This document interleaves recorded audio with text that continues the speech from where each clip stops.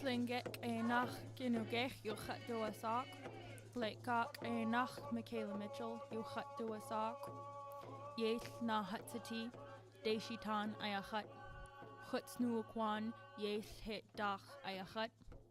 In Tlingit, my name is Ginugech. In English, my name is Michaela Mitchell. I am of the Raven moiety and the Deshitan clan. My ancestors come from the village of Angoon, Alaska, in the Raven House. I am also a student at Southern Oregon University in Ashland, Oregon. I'm a psychology major and a Native American Studies minor. My preferred name is Tiffany Fletcher, and I am a senior year psychology and mathematics student at Southern Oregon University. Michaela and I will be exploring how biocultural sovereignty is impacted by tourism as experienced by Southeast Alaskan cultures.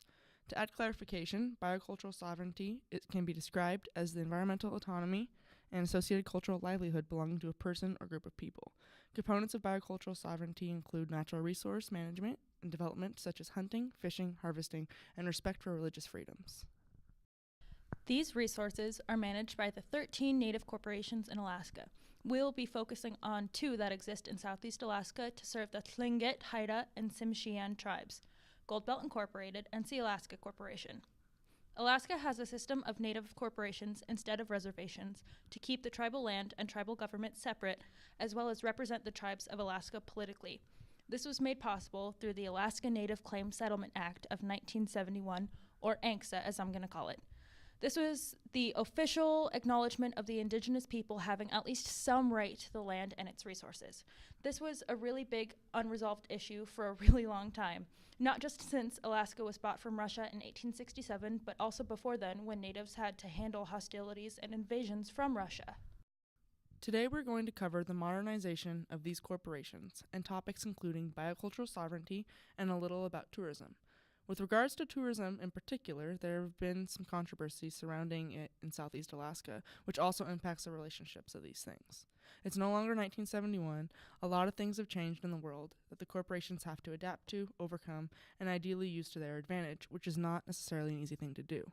Tourism is a great example of that, and what the native corporations do has changed a lot over the years. For example, Sealaska only owns 2.4% of the actual land, so a lot of the things that they have fought for are not always tangible things like land. Additionally, there's also the power to govern, to incorporate indigeneity in the school systems, to keep the languages alive, and to ensure the adaptive prosperity of the people with job training and education. Sealaska, along with the rest of the native corporations in Alaska, invested a very large amount of money in all these things to help restore pride in our cultures and communities. Sealaska operates a subsidiary called the Sealaska Heritage Institute, or SHI, which is run by a very well-respected Tlingit elder, Rosita Worrell. We were actually able to conduct an interview with her over email, which we will discuss more later. But SHI, what they do is they work with education systems, run a scholarship program for Alaska Native college students, support local formline artists for the revitalization of art and language, operate a research center on Alaska Native culture, and host cultural events like Celebration.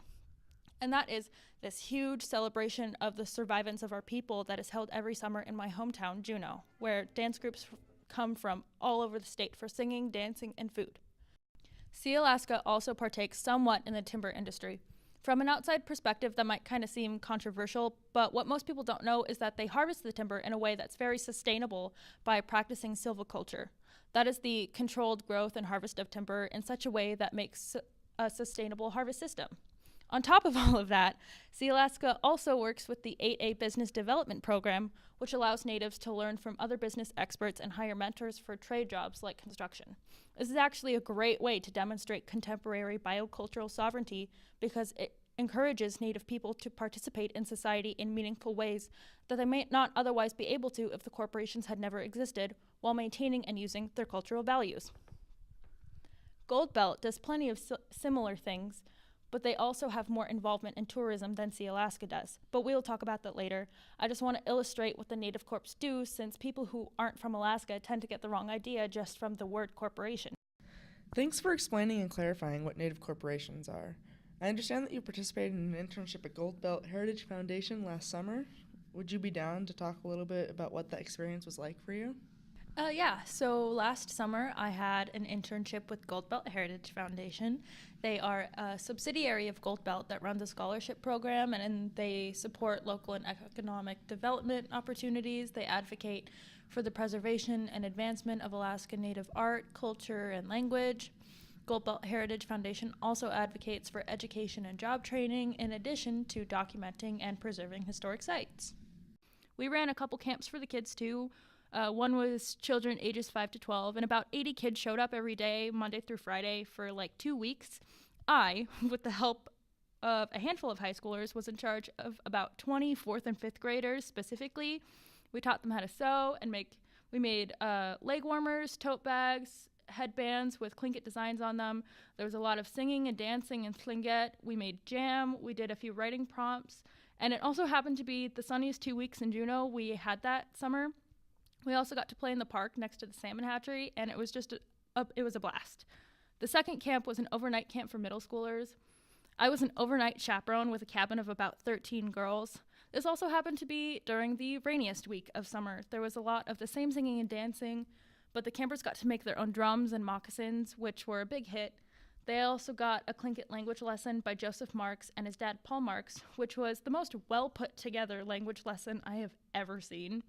I don't really have very much knowledge to compare these camps to, with like camps in the continental U.S. with other Native American tribes, but I was truly blown away by our tribe's ability to successfully not only teach, but to inspire the children to learn more. Midway through the week, the kids were actually leading song and dance for like an hour after the chaperone stopped because they wanted to keep going all night, and it was a really beautiful and hopeful experience. As briefly mentioned previously, we were fortunate enough to be able to engage in email correspondence with Rosita Worrell, who is the president of Sealaska Heritage Institute in Juneau, Alaska. Rosita served as chair for the Alaska Federation of Native Subsistence Committee for 17 years, which defended hunting, fishing, and gathering rights. They also fought to amend the Alaska State Constitution and ANCSA, which took away those rights.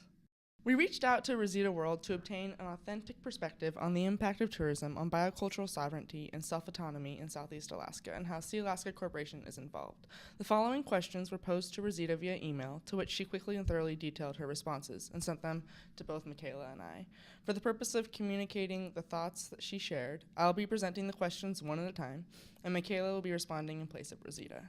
So the first question we're going to get rolling here is, to establish a baseline understanding, would you be able to explain what biocultural sovereignty means to you?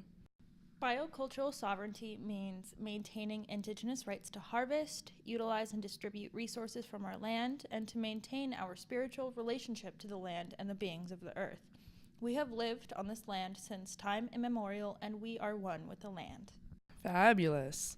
While keeping the concept of biocultural sovereignty in mind, we will turn our attention to the canon of literature surrounding Alaskan tribal governments that does not tell of their accomplishments to protect political rights or promote self-determination. What actions has Sealaska taken to promote and protect?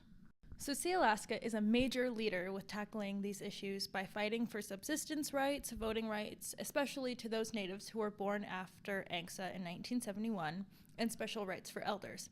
We have established land banks to protect our rights and are currently supporting and lobbying for the conveyance of lands to the 5 landless villages in Southeast Alaska and land allotments for veterans who served in the Vietnam War.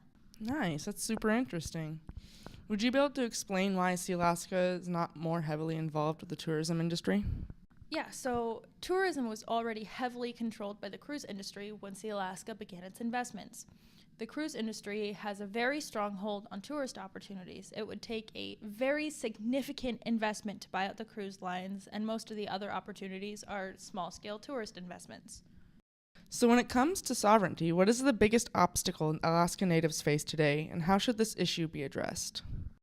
The state of Alaska has resisted recognition of tribes as sovereign entities, but we have slowly gained recognition. The State House just formed a Tribal Affairs Committee, which is a historic move, Rosita testified very recently on March 7th, 2019, in fact, and recommended that the committee create a state tribal affairs office to establish consultation and collaboration procedures with tribes based on the federal executive order. This requires consultation with tribes, while the Federal Legislative Act requires consultation with Alaska Native corporations, which are recognized as tribes for special statutory purposes in over 120 federal acts, but not for governance purposes. So, what do you believe your ancestors would think about the current methods employed regarding the corporations, tourism, and cultural affairs? Our ancestors were very wise in teaching us that we needed to adapt to many of the Western ways, but also ensure our cultural survival by integrating our cultural values and practices into institutions that serve Native people. Our historic leaders saw the value of corporations and that we would own and control land under fee simple title and not be subjected to the federal government, which did not always act in the best interest of the tribes.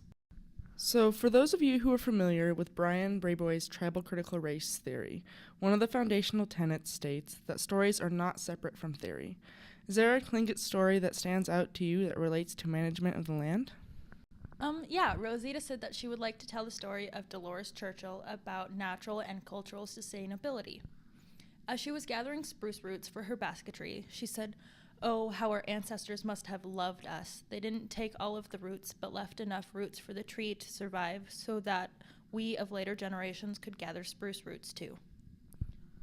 Rosita has also included the core cultural values that have sustained and guided us through thousands of years.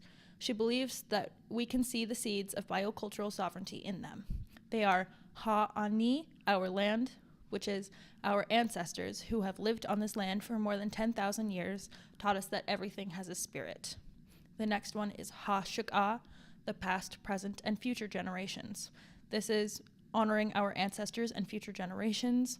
We maintain strong bonds with our ancestors, whom we honor through our lives and in our ceremonies. Ha'Latzin, our strength, which is strength of body, mind, and spirit. The way of the warrior's path is to achieve physical and inner strength. Above all, young men and women are taught to protect and to care for their families and clans. They are taught to seek truth and knowledge and to adapt to changing times while maintaining the integrity of our ancient values. Wuch Yach is the last one, which is balance, maintaining spiritual and social balance and harmony. Wuch Yach must be maintained to ensure social and spiritual harmony, lest ill will goes wandering and causes harm. This governs interrelationships between the Eagle and Raven clans with other tribes, nations, and other institutions. Wuch Yach includes Kaya Awune, or respect for others, and At Ya Awune, or respect for all things. To me, these core cultural values come across as being very deep in meaning and probably deserving of more attention specifically. However, that may be best saved for future discussion. We are so very grateful to Rosita Worrell for taking the time to share her insights with us for the purpose of generating a more in-depth understanding of the relationship between biocultural sovereignty, tourism, and Sealaska. However, we are now going to turn our attention back towards Goldbelt Incorporated to discuss how this Native corporation approaches tourism. Goldbelt's main tourist attraction is the Mount Roberts Aerial Tramway. Locals just call it the tram, though. It's these gondola-type trams that take you up the side of the mountain, Mount Roberts. Up there's this really nice restaurant and a couple gift shops, classic tourist attraction stuff, but there's also this small theater which every 30 minutes or so or something like that plays this informational video on the native tribes and the land and how we have lived here since time immemorial and about how we plan to keep our traditions alive forever. At the top, there's this hiking trail that takes you to the crest of the mountain. The tram is only about halfway up the mountain, and you can actually take the trail all the way back down to downtown Juneau, too. The whole endeavor takes about 5 hours or so. The trail has a bunch of carvings in the trees of native artwork with different clan crests and the lovebird symbol and things like that. It's really beautiful. I think that it is a perfect way to get involved in the tourist industry while not going against Alaska Native values. After hearing the knowledge and wisdom imparted by Rosita Worrell and having assessed various concepts, we now have a more in-depth understanding of the relationship between tourism, biocultural sovereignty, and Native corporations in Southeast Alaska. Now, with this in mind, how can the preservation of biocultural sovereignty and Native self-autonomy in this region be empowered going forward? I think it's really important to realize that tourism has negative effects on the environment and also occasionally on our self-autonomy as Alaska Natives, because it exploits our land in a way that doesn't always reflect on our indigenous values, but it's also virtually impossible to prohibit tourism in the area altogether. A very large percent of the city's income is from the tourist industry, and we would not be able to survive without it. In addition to that, buying out the multi-billion-dollar cruise ship industry to replace it with something that fits more with our tribal ideals is not really in our current realm of possibility. However, I do think that the corporations could really benefit from continuing their involvement and possibly even trying to be more involved, because tourism is largely used as a window for outsiders to look into our daily lives as people, and they get a brief introduction to our cultural history and beliefs, and it allows Native corporations to get monetary gain, which can be used for the prosperity of our people in the modern world. Michaela and I are deeply appreciative of every individual who contributed to make this possible. We would now like to take this opportunity to thank everyone who took the time to listen to our podcast. We hope that you were able to gain something from the information discussed and maybe even have obtained an increased understanding of our world. We would like to extend a very special Gunaschish, or thank you, to Rosita Worrell for letting us interview her. Gunaschish to our tribal critical race theory professor Brooke Colley for being a wonderful teacher and mentor and for encouraging us to make this podcast. Gunaschish to my mom, Jody Mitchell. She is the vice chair for the board of directors for Sealaska Corporation. She helped me fact check this whole thing and gave me some background information. Gunaschish to Edwell John Jr. for giving us permission to use this music for our background music, as well as the Angoon Native dancers for performing the song in 2014 at A&B Hall. Gunaschish again to whoever is listening. We hope you had a great time.